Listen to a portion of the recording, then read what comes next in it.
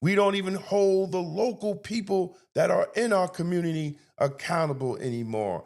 Our mind shifts, and that's why emotional narratives dominate headlines, brothers and sisters, because emotional people are easy to influence than thoughtful people. Welcome to Think for Yourself Friday with Damon K. Jones. This is where we challenge the narrative, question everything, and focus on results over emotion. Peace and blessings, everybody. This is Damon K. Jones here, and welcome. Good morning. This is Think for Yourself Friday, and we're talking about how do we empower ourselves by thinking for ourselves. This is where we challenge narratives, question assumptions, and examine truth through logic, outcomes, and discernment. Today's subject is one of the biggest problems in modern society. Emotion is not evidence. Just because something makes you angry does not make it true.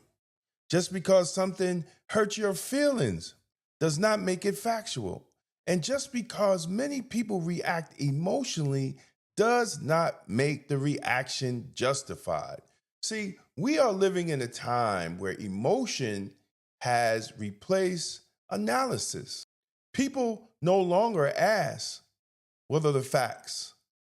They ask, how do I feel about it? How do you feel about it? Now that's dangerous, brothers and sisters.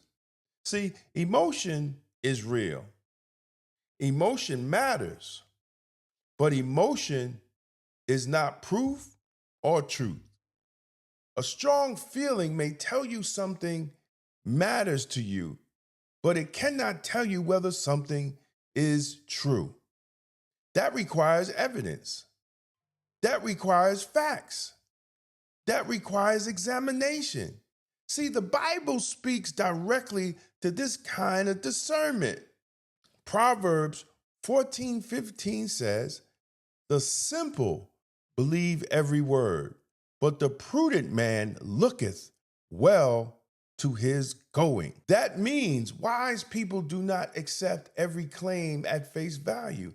They test it, they examine it, they verify it. See, that's the difference between wisdom and emotional manipulation. See, look at politics today. People are emotionally triggered by headlines before they ever read the policy. They react to sound bites before they examine outcomes. A politician can make people cry, make people angry, make people cheer, but none of that proves the policy works or the policy doesn't work. See, results prove truth, not applause, not outrage, not emotional speeches. The policy sounds compassionate, but produces failure. The emotion attached to it does not make it successful. I'm going to say it again. If the policy sounds compassionate, but produces failure, the emotion attached to it does not make it successful. Now, what is an example? An example is affordable housing. When politicians tell you they're building affordable housing, but does affordable housing create generational wealth? Does affordable housing make people investors and taxpayers to the system? No. It sounds good. It sounds compassionate, but in the long run for communities, it is not successful and it does not produce safer communities. The media understands this very well, brothers and sisters. Fear spreads faster than facts. Anger gets more clicks than analysis.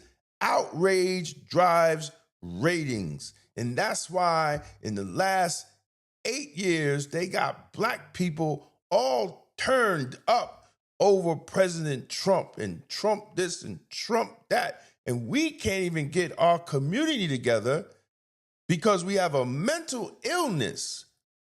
When people hear that, man, our communities are stuck in a cycle of poverty, crime, low family structure, because our emotional attachment that we have created towards the White House and towards people that don't even live in our community. We don't even hold the local people that are in our community accountable anymore. Our mind shifts. And that's why emotional narratives dominate headlines, brothers and sisters, because emotional people are easy to influence than thoughtful people. And this is why I wrote the book, Emotional Politics, Logical Failure. See, because they keep you angry. And when they keep you angry, you're never examining what is actually going around you. When people are afraid, they keep you to stop questioning what is going on around you. And when you stop questioning, you become controlled. Even in culture, emotional reaction is now treated as moral authority. The loudest outrage often wins the conversation. But being offended is not evidence. Being passionate is not proof. Being emotional invested does not make the claim accurate. A tear is not testimony, brothers and sisters, and your anger is not an analysis of the situation, and passion is not truth. This is why so many public debates collapse into noise. This is why instead of we discussing the issues, the policy, it turns into being disrespectful to the person. Instead of addressing the actual policy or situation the person is talking about, because you are coming from an emotional state and you're bringing your feelings into the situation and you're not bringing facts. See, and this is why, brothers and sisters, spirit discernment matters. And 2 Timothy 1:7 says, "For God has not given us the spirit of fear, but of power and love and sound mind." A sound mind is disciplined. A sound mind does not surrender truth to emotional chaos. A sound mind pauses and asks, what is the evidence? What are the facts? And what are the results? See, brothers and sisters, that is thinking for yourself. When emotion becomes evidence and truth becomes fragile, because emotions change, facts remain. If your belief only survives as long as your feeling remains intense, then your belief is not built on truth. Truth, brothers and sisters, must stand even when emotion fades. That is why real thinking requires restraint. Before reacting emotionally, brothers and sisters, ask yourself, what do I actually know? Before sharing outrage, ask, what proof supports this claim?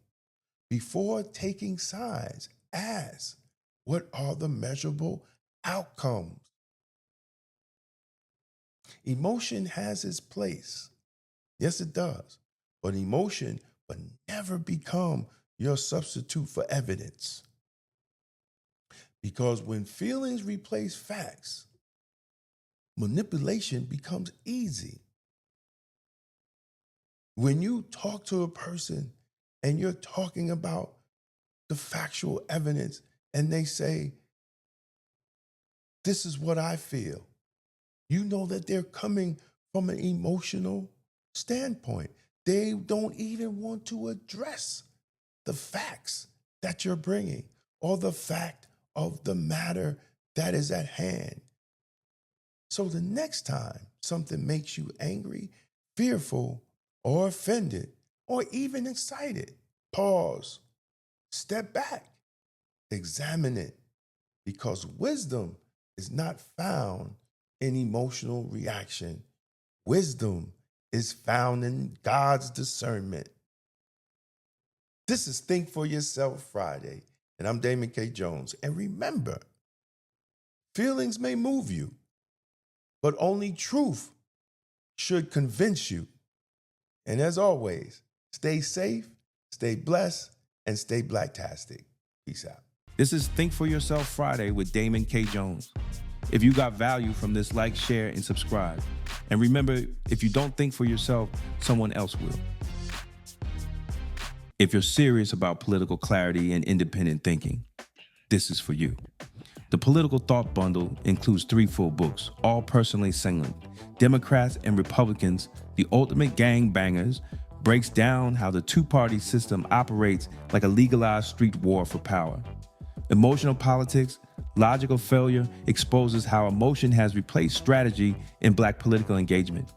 Tolerance is for Cowards lays out a blueprint for extended policing and community-led public safety rooted in outcomes rather than slogans. 3 signed books. One bundle, $60. That's a $75 value, and you're getting signed copies included. This isn't left versus right. It's results versus rhetoric. Go to twosteppublishing.com and secure your signed Political Thought Bundle today. It's going to be blacktastic. For more than a century, Black America built its own economy under segregation, under discrimination, and under conditions most people today cannot imagine. We built businesses, we built banks, we bought land and property. In The Forgotten Blueprint, Damon K. Jones reveals how Black communities created thriving economic systems from 1800 to 1965, and why that blueprint still matters today. This book challenges the idea that our future depends on politics alone, and shows how ownership, family, and enterprise once powered Black prosperity. The blueprint is not lost. We just stopped using it. The Forgotten Blueprint, how Black America built its own economy from 1800 to 1965. On sale now at Two Step Publishing and Amazon. Black Westchester Magazine has been giving our community a voice, reporting the stories others ignore, holding power accountable, and making sure the truth about our communities is told by us. But independent Black media only survives when the community supports it. If you believe in real journalism, community accountability, and keeping Black voices strong in local news, we need your help. Your donation helps us continue covering the stories that matter: politics, education, justice, and economic empowerment right here in Westchester. Support Black media, support Black truth, support Black Westchester Magazine. Donate today and help keep Black media alive. Because Black-owned independent media is blacktastic. Black Westchester Magazine presents People Before Politics, the Sunday Rundown, every Sunday at 6 p.m. on YouTube. Join Damon K. Jones, AJ Woodson, and Larnez Kinsey as they break down the biggest stories in politics, culture, and community from a Black point of view. No spin, no party loyalty, just logic, accountability, and outcomes. If it impacts Black America, we're talking about it. Tap in, subscribe, set your reminder. This Sunday at 6 p.m. is going to be blacktastic. This is Think for Yourself Friday with Damon K. Jones. If you got value from this, like, share, and subscribe. And remember, if you don't think for yourself, someone else will.